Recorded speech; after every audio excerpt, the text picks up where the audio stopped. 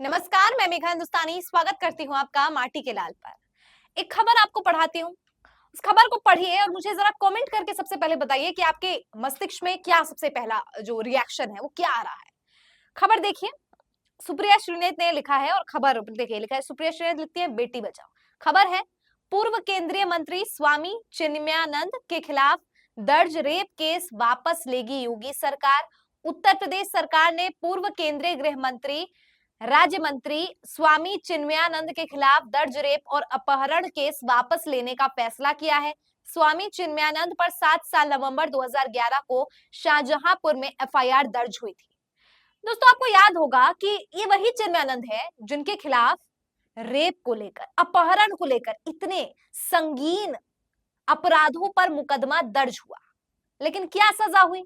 सजा तो हो गई, लेकिन क्या अब चिन्मयानंद जेल से बाहर आने वाले हैं? क्या उनके खिलाफ जो आरोप लगे थे, उसमें जो पूरा का पूरा मामला हुआ था, अब उत्तर प्रदेश की सरकार उस मामले को, उस फैसले को, उस आरोप को, क्या उस केस को वापस लेने की फिराक में? जी बिल्कुल पुष्ट खबर है, क्योंकि देखिए एनबीटी की खबर है, लिखा है पूर्व केंद्रीय मंत्री स्वामी चिन्मयानंद के खिलाफ दर्ज रेप केस वापस लेगी योगी सरकार। अब जरा सोचिए कि जब उत्तर प्रदेश में महिलाओं की सुरक्षा की बात कही जाती है, अमित शाह तो ये तक कहते हैं कि महिलाएं जो है वो सोने सोने से लद कर जा सकती है रात को 12 बजे। सुरक्षा के लिहाज से उत्तर प्रदेश बहुत सुरक्षित है।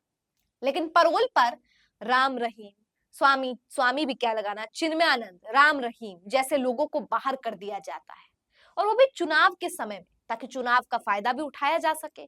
और यहाँ पर उत्तर प्रदेश में जो चुनाव होने, आपको पता है कि ये जो तथाकथित बाबा होते हैं इनके अंधभक्त बहुत होते हैं।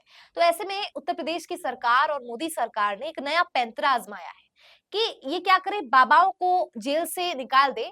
उस समय में टाइमिंग देखिए, जब चुनाव सामने आने हैं तो उस समय बाबाओं को बाहर निकाल दे और बाबाओं की मदद से चुनाव में जो है फायदा इनको लूट सके।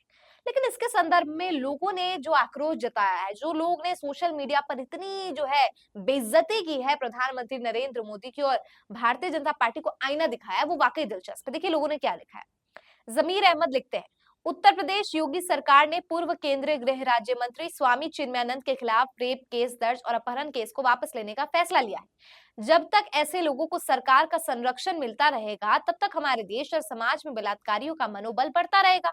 हम कितना भी चिल्ला ले, कुछ नहीं होने वाला। निगर परवीन लिखती है, यूपी में बेटियां नहीं, बाहुबली और चिन्मयानंद जैसे लोग बचाए जाएंगे।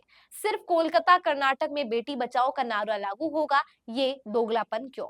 नीरज झा लिखते हैं, गुरमीत राम रहीम को चुनाव से पहले पैरोल देने वाले, चिन्मयानंद पर से बलात्कार के चार्जेस हटाने वाले, बिल्किस बानो के बलात्कारियों को जेल से निकालने वाले और फूल माला पहनाने वाले लोग भी बंगाल में हुए बलात्कार का विरोध कर रहे हैं। इसका मतलब समझ रहे हैं आप?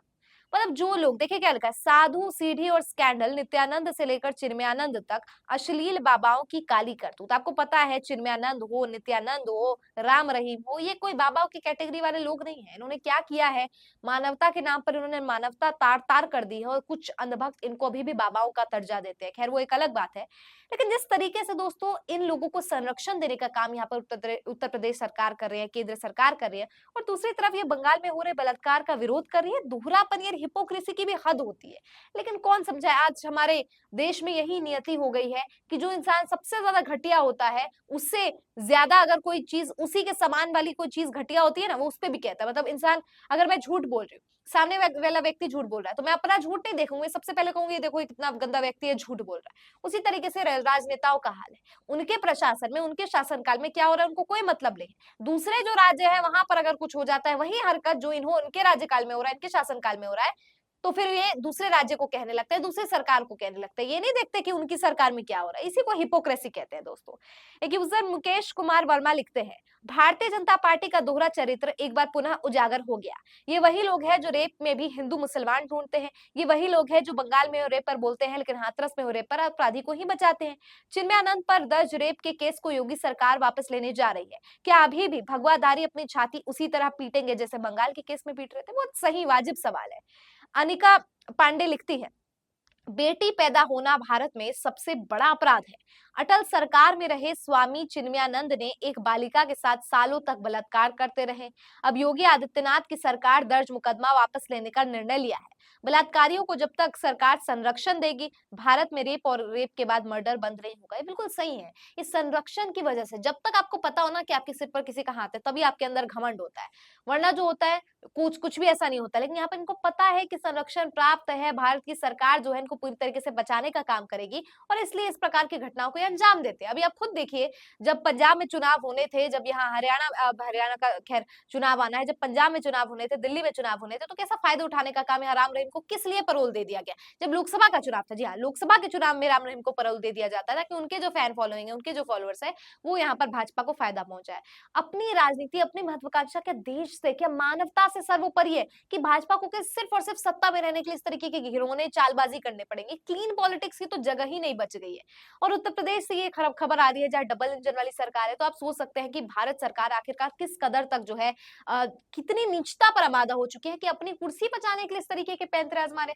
दोस्तों, क्या लगता है आपको पूरी खबर पर? मैं तो इस खबर को पढ़कर एकदम स्तंभ हो गई हूँ। मेरे को तो समझ नहीं आ रहा कि मैं आगे आपकी क्या बात करूँ, क्योंकि जिस तरीके का माहौल हो रखा है, आप बंगाल को लेकर इतना बातें कर रहे हैं, आप पूरा का पूरा सोशल मीडिया पे लोग बंगाल के बारे में बोल रहे हैं। अरे उत्तर प्रदेश में जब ये चीजें हो रही है, इन लोगों को बाहर निकाला जा रहा है, 5 से 6 मैंने देखा कि महज मुझे 10 से 15 लोगों की आवाज सोशल मीडिया पर दिखी है, बाकी लोग मौन है, बिल्कुल चुप है। क्यों? क्योंकि बंगाल में टीएमसी है, इसलिए टीएमसी को बोलेंगे, ममता दीदी को बोलेंगे, महुआ मोइत्रा को बोलेंगे। लेकिन जब उत्तर प्रदेश में हो रहा है, तो योगी सरकार से लड़ने की इनके पास हिम्मत है नहीं। क्या लगता है आपको दोस्तों? पूरी खबर पर कमेंट सेक्शन के जरिए मुझ तक पहुंचाइए। फिलहाल मुझे दीजिए इजाजत और देखते रहिए माटी के लाल। धन्यवाद।